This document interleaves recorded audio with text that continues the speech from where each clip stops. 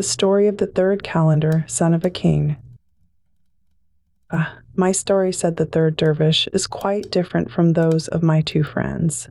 It was fate that deprived them of the sight of their right eyes, but mine was lost by my own folly. My name is Ajib, and I am the son of a king called Kasib, who reigned over a large kingdom, which had for its capital one of the finest seaport towns in the world. When I succeeded to my father's throne, my first care was to visit the provinces on the mainland, and then to sail to the numerous islands which lay off the shore, in order to gain the hearts of my subjects. These voyages gave me such a taste for sailing that I soon determined to explore more distant seas, and commanded a fleet of large ships to be got ready without delay. When they were properly fitted out, I embarked on my expedition. For 40 days, wind and weather were all in our favor, but the next night a terrific storm arose which blew us hither and thither for 10 days, till the pilot confessed that he had quite lost his bearings. Accordingly, a sailor was sent up to the masthead to try to catch a sight of land, and reported that nothing was to be seen but the sea and sky, except a huge mass of blackness that lay astern. On hearing this, the pilot grew white, and, beating his breast, he cried, "Oh, sir, we are lost, lost!" till the ship's crew trembled at, they knew not what. When he had recovered himself a little, and was able to explain the cause of his terror, he replied in answer to my question that we had drifted far out of our course, and that the following day, about noon, we should come near that mass of darkness, which, said he, is nothing but the famous Black Mountain. This mountain is composed of adamant, which attracts to itself all the iron and nails in your ship. And as we are helplessly drawn nearer, the force of attraction will become so great that the iron and nails will fall out of the ships and cling to the mountain, and the ships will sink to the bottom with all that are in them. This it is that causes the side of the mountain toward the sea to appear of such a dense blackness. As may be supposed, continued the pilot, the mountain sides are very rugged, but on the summit stands a brass dome supported on pillars, and bearing on top the figure of a brass horse with a rider on his back. This rider wears a breastplate of lead on which strange signs and figures are engraved, and it is said that as long as the statue remains on the dome, vessels will never cease to perish at the foot of the mountain. So saying, the pilot began to weep afresh, and the crew, fearing their last hour had come, made their wills, each one in favor of his fellow. At noon next day, as the pilot had foretold, we were so near to the Black Mountain that we saw all the nails and iron fly out of the ships and dash themselves against the mountain with a horrible noise. A moment after, the vessels fell asunder and sank, the crews with them. I alone managed to grasp a floating plank, and was driven ashore by the wind without even a scratch. What was my joy on finding myself at the bottom of some steps which led straight up the mountain, for there was not another inch to the right or the left where a man could set his foot. And indeed, even the steps themselves were so narrow and so steep that, if the lightest breeze had arisen, I should certainly have been blown into the sea. When I reached the top, I found the brass dome and the statue exactly as the pilot had described, but was too wearied with all I had gone through to do more than glance at them, and flinging myself under the dome, was asleep in an instant. In my dreams an old man appeared to me and said, "Hearken, Ajib, as soon as thou art awake, dig up the ground underfoot, and thou shalt find a bow of brass and 3 arrows of lead. Shoot the arrows at the statue, and the rider shall tumble into the sea, but the horse will fall down by thy side, and thou shalt bury him in the place from which thou tookest the bow and arrows. This being done, the sea will rise and cover the mountain, and on it thou wilt perceive the figure of a metal man seated in a boat, having an oar in each hand. Step on board, and let him conduct thee. But if thou wouldest behold thy kingdom again, see that thou takest not the name of Allah into thy mouth." Having uttered these words, the vision left me, and I woke much comforted. I sprang up and drew the bow and arrows out of the ground, and with the 3rd shot the horseman fell with a great crash into the sea, which instantly began to rise so rapidly that I had hardly time to bury the horse before the boat approached me. I stepped silently in and sat down, and the metal man pushed off and rowed without stopping for 9 days, after which land appeared on the horizon. I was so overcome with joy at this sight that I forgot all the old man had told me and cried out, "Allah be praised! Allah be praised!" The words were scarcely out of my mouth when the boat and man sank from beneath me and left me floating on the surface. All that day and the next night I swam and floated alternately, making as well as I could for the land which was nearest to me. At last my strength began to fail, and I gave myself up for lost when the wind suddenly rose and a huge wave cast me on a flat shore. Then, placing myself in safety, I hastily spread my clothes out to dry in the sun and flung myself on the warm ground to rest. Next morning I dressed myself and began to look about me. There seemed to be no one but myself on the island, which was covered with fruit trees and watered with streams, but seemed a long distance from the mainland which I hoped to reach. Before, however, I had time to feel cast down, I saw a ship making directly for the island, and not knowing whether it would contain friends or foes, I hid myself in the thick branches of a tree. The sailors ran the ship into a creek, where 10 slaves landed, carrying spades and pickaxes. In the middle of the island they stopped, and after digging some time lifted up what seemed to be a trap door. They then returned to the vessel 2 or 3 times for furniture and provisions, and finally were accompanied by an old man leading a handsome boy of 14 or 15 years of age. They all disappeared down the trap door, and after remaining below for a few minutes, came up again, but without the boy, and let down the trap door, covering it with earth as before. This done, they entered the ship and set sail. As soon as they were out of sight, I came down from my tree and went to the place where the boy had been buried. I dug up the earth till I reached a large stone with a ring in the center. This, when removed, disclosed a flight of stone steps which led to a large room richly furnished and lighted by tapers.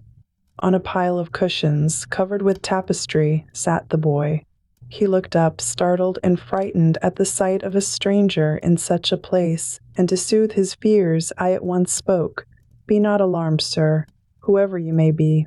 I am a king, and the son of a king, and will do you no hurt.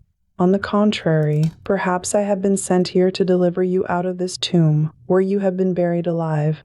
Hearing my words, the young man recovered himself, and when I had ended, he said, "The reasons, Prince, that have caused me to be buried in this place are so strange that they cannot but surprise you. My father is a rich merchant, owning much land and many ships, and has great dealings in precious stones, but he never ceased mourning that he had no child to inherit his wealth. At length, one day he dreamed that the following year a son would be born to him, and when this actually happened, he consulted all the wise men in the kingdom as to the future of the infant. One and all, they said the same thing. I was to live happily till I was 15, when a terrible danger awaited me, which I should hardly escape. If, however, I should succeed in doing so, I should live to a great old age. And they added, when the statue of the brass horse on the top of the mountain of adamant is thrown into the sea by Ajib, the son of Kasib, then beware, for 50 days later your son shall fall by his hand. This prophecy struck the heart of my father with such woe that he never got over it, but that did not prevent him from attending carefully to my education till I attained, a short time ago, my 15th birthday. It was only yesterday that the news reached him that 10 days previously the statue of brass had been thrown into the sea, and he at once set about hiding me in this underground chamber, which was built for the purpose, promising to fetch me out when the 40 days have passed. For myself, I have no fears, as Prince Ajib is not likely to come here to look for me. I listened to his story with an inward laugh as to the absurdity of my ever wishing to cause the death of this harmless boy, whom I hastened to assure of my friendship, and even of my protection, begging him in return to convey me in his father's ship to my own country. I need hardly say that I took special care not to inform him that I was the Ajib whom he dreaded. The day passed in conversation on various subjects, and I found him a youth of ready wit and of some learning. I took on myself the duties of a servant, held the basin and water for him when he washed, prepared the dinner, and set it on the table. He soon grew to love me, and for 39 days we spent as pleasant an existence as could be expected underground. The morning of the 40th dawned, and the young man, when he woke, gave thanks in an outburst of joy that the danger was past. "My father may be here at any moment," said he, "so make me, I pray you, a bath of hot water, that I may bathe and change my clothes and be ready to receive him." So I fetched the water as he asked, and washed and rubbed him, after which he lay down again and slept a little. When he opened his eyes for the second time, he begged me to bring him a melon and some sugar, that he might eat and refresh himself. I soon chose a fine melon out of those which remained, but could find no knife to cut it with. "Look in the cornice over my head," said he, "and I think you will see one."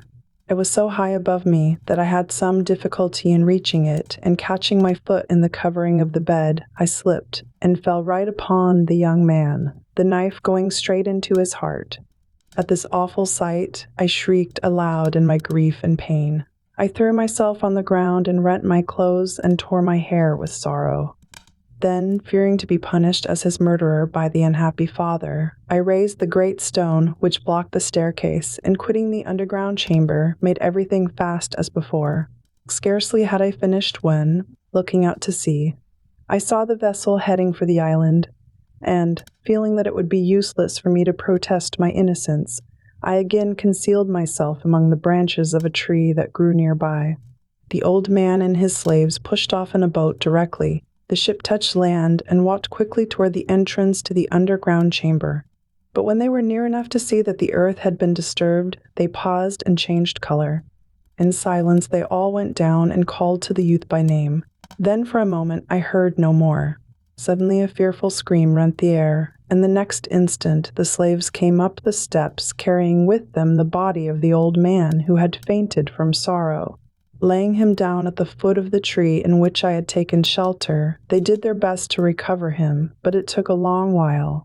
When at last he revived, they left him to dig a grave, and then laying the young man's body in it, they threw in the earth. This ended, the slaves brought up all the furniture that remained below, and put it on the vessel, and breaking some boughs to weave a litter, they laid the old man on it, and carried him to the ship, which spread its sails and stood out to sea. So once more I was quite alone, and for a whole month I walked daily over the island, seeking for some chance of escape. At length one day it struck me that my prison had grown much larger, and that the mainland seemed to be nearer. My heart beat at this thought, which was almost too good to be true. I watched a little longer, there was no doubt about it, and soon there was only a tiny stream for me to cross. Even when I was safe on the other side, I had a long distance to go on the mud and sand before I reached dry ground, and very tired I was, when far in front of me I caught sight of a castle of red copper, which at first sight I took to be a fire. I made all the haste I could, and after some miles of hard walking stood before it, and gazed at it in astonishment, for it seemed to me the most wonderful building I had ever beheld. While I was still staring at it, there came toward me a tall old man, accompanied by 10 young men, all handsome and all blind of the right eye. Now in its way, the spectacle of 10 men walking together, all blind of the right eye, is as uncommon as that of a copper castle, and I was turning over in my mind what could be the meaning of this strange fact when they greeted me warmly and inquired what had brought me there. I replied that my story was somewhat long, but that if they would take the trouble to sit down, I should be happy to tell it them. When I had finished, the young men begged that I would go with them to the castle, and I joyfully accepted their offer.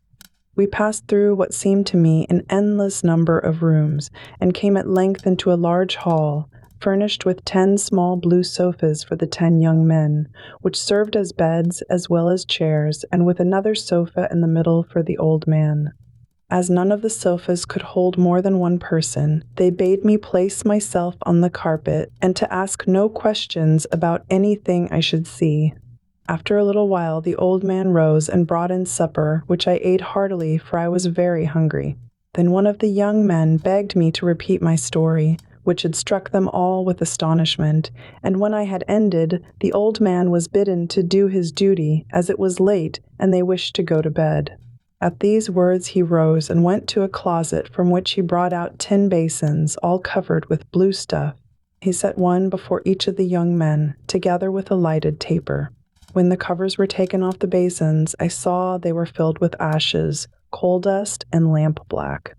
The young men mixed these all together and smeared the whole over their heads and faces. They then wept and beat their breasts, crying, "This is the fruit of idleness and of our wicked lives." This ceremony lasted nearly the whole night, and when it stopped, they washed themselves carefully and put on fresh clothes and lay down to sleep. All this while, I had refrained from questions, though my curiosity almost seemed to burn a hole in me. But the following day, when we went out to walk, I said to them, "Gentlemen, I must disobey your wishes, for I can keep silence no more. You do not appear to lack wit, yet you do such actions as none but madmen could be capable of. Whatever befalls me, I cannot forbear asking, why you daub your faces with black, and how it is you are all blind of one eye." But they only answered that such questions were none of my business, and that I should do well to hold my peace. During that day we spoke of other things, but when night came and the same ceremony was repeated, I implored them most earnestly to let me know the meaning of it all. "It is for your own sake," replied one of the young men, "that we have not granted your request, and to preserve you from our unfortunate fate. If, however, you wish to share our destiny, we will delay no longer." I answered that whatever might be the consequence, I wished to have my curiosity satisfied, and that I would take the result on my own head. He then assured me that, even when I had lost my eye, I should be unable to remain with them, as their number was complete and could not be added to.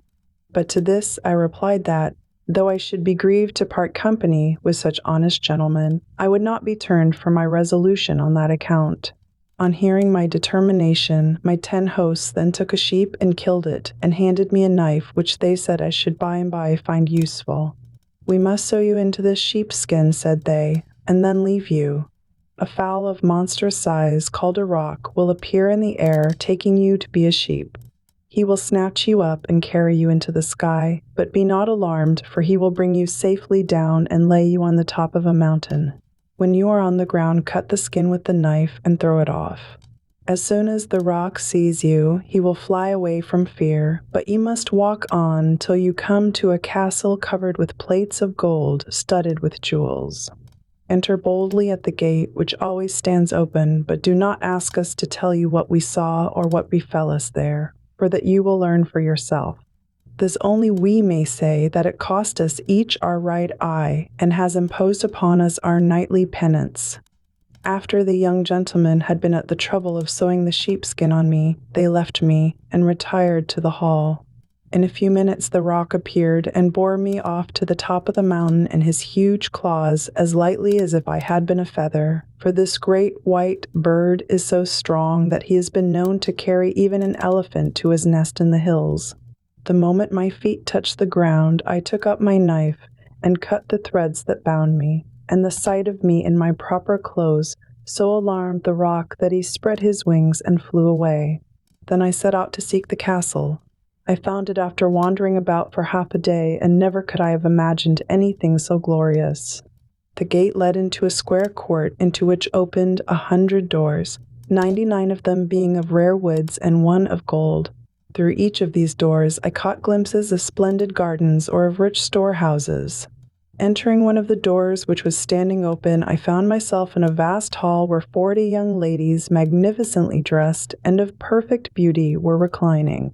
As soon as they saw me, they rose and uttered words of welcome, and even forced me to take possession of a seat that was higher than their own, though my proper place was at their feet. Not content with this, one brought me splendid garments, while another filled a basin with scented water and poured it over my hands, and the rest busied themselves with preparing refreshments. After I had eaten and drunk of the most delicate food and rarest wines, the ladies crowded round me and begged me to tell them all my adventures. By the time I had finished, night had fallen, and the ladies lighted up the castle with such a prodigious quantity of tapers that even day could hardly have been brighter. We then sat down to a supper of dried fruits and sweetmeats, after which some sang and others danced. I was so well amused that I did not notice how the time was passing, but at length one of the ladies approached and informed me it was midnight, and that, as I must be tired, she would conduct me to the room that had been prepared for me. Then, bidding me good night, I was left to sleep. I spent the next 39 days in much the same way as the first, but at the close of that time the ladies appeared, as was their custom, in my room one morning to inquire how I had slept, and instead of looking cheerful and smiling, they were in floods of tears. "Prince," said they, "we must leave you, and never was it so hard to part from any of our friends. Most likely we shall never see you again, but if you have sufficient self-command, perhaps we may yet look forward to a meeting." "Ladies," I replied, "what is the meaning of these strange words? I pray you to tell me." "Know then," answered one of them, "that we are all princesses, each a king's daughter. We live in this castle together, in the way that you have seen. But at the end of every year secret duties call us away for the space of 40 days. The time has now come, but before we depart, we will leave you our keys, so that you may not lack entertainment during our absence. But one thing we would ask of you, the golden door, alone, forbear to open, as you value your own peace and the happiness of your life. That door once unlocked, we must bid you farewell forever." Weeping, I assured them of my prudence, and after embracing me tenderly, they went their ways. Every day I opened 2 or 3 fresh doors, each of which contained behind it so many curious things that I had no chance of feeling dull, much as I regretted the absence of the ladies. Sometimes it was an orchard whose fruit far exceeded in bigness any that grew in my father's garden. Sometimes it was a court planted with roses, jessamine, daffodils, hyacinths, and anemones, and 1,000 other flowers of which I did not know the names. Or again, it would be an aviary, fitted with all kinds of singing birds, or a treasury heaped up with precious stones. But whatever I might see, all was perfect of its own sort. 39 days passed away more rapidly than I could have conceived possible, and the following morning the princesses were to return to the castle. But alas, I had explored every corner, save only the room that was shut in by the golden door, and I had no longer anything to amuse myself with. I stood before the forbidden place for some time, gazing at its beauty. Then a happy inspiration struck me that because I unlocked the door, it was not necessary that I should enter the chamber. It would be enough for me to stand outside and view whatever hidden wonders might be therein. Thus arguing against my own conscience, I turned the key, when a smell rushed out that, pleasant though it was, overcame me completely, and I fell fainting across the threshold. Instead of being warned by this accident, directly I came to myself, I went for a few moments into the air to shake of the effects of the perfume, and then entered boldly. I found myself in a large, vaulted room, lighted by tapers, scented with aloes and ambergris, standing in golden candlesticks, while gold and silver lamps hung from the ceiling. Though objects of rare workmanship lay heaped around me, I paid them scant attention, so much was I struck by a great black horse which stood in one corner, the handsomest and best-shaped animal I had ever seen. His saddle and bridle were of massive gold, curiously wrought. One side of his trough was filled with clean barley and sesame, and the other with rose water. I led the animal into the open air, and then jumped on his back, shaking the reins as I did so. But as he never stirred, I touched him lightly with a switch I had picked up in his stable. No sooner did he feel the stroke than he spread his wings, which I had not perceived before, and flew up with me straight into the sky. When he had reached a prodigious height, he next started back to earth and alighted on the terrace belonging to a castle, shaking me violently out of the saddle as he did so, and giving me such a blow with his tail that he knocked out my right eye. Half stunned as I was with all that had happened to me, I rose to my feet, thinking as I did so of what had befallen the 10 young men, and watching the horse which was soaring into the clouds. I left the terrace and wandered on till I came to a hall, which I knew to have been the one from which the rogue had taken me, by the 10 blue sofas against the wall. The 10 young men were not present when I first entered, but came in soon after, accompanied by the old man. They greeted me kindly and bewailed my misfortune, though, indeed, they had expected nothing less. All that has happened to you, they said, we also have undergone, and we should be enjoying the same happiness still, had we not opened the golden door while the princesses were absent. You have been no wiser than we, and have suffered the same punishment. We would gladly receive you among us to perform such penance as we do, but we have already told you that this is impossible. Depart therefore from hence and go to the court of Baghdad, where you shall meet with him that can decide your destiny. They told me the way I was to travel, and I left them. On the road I caused my beard and eyebrows to be shaved and put on a dervish's habit. I have had a long journey, but arrived this evening in the city, where I met my brother dervishes at the gate, being strangers like myself. We wondered much at one another, to see we were all blind of the same eye, but we had no leisure to discourse at length of our common calamities. We had only so much time as to come hither to implore those favors which you have been generously pleased to grant us. He finished, and it was Zobeda's turn to speak. Go wherever you please, she said, addressing all three. I pardon you all, but you must depart immediately out of this house.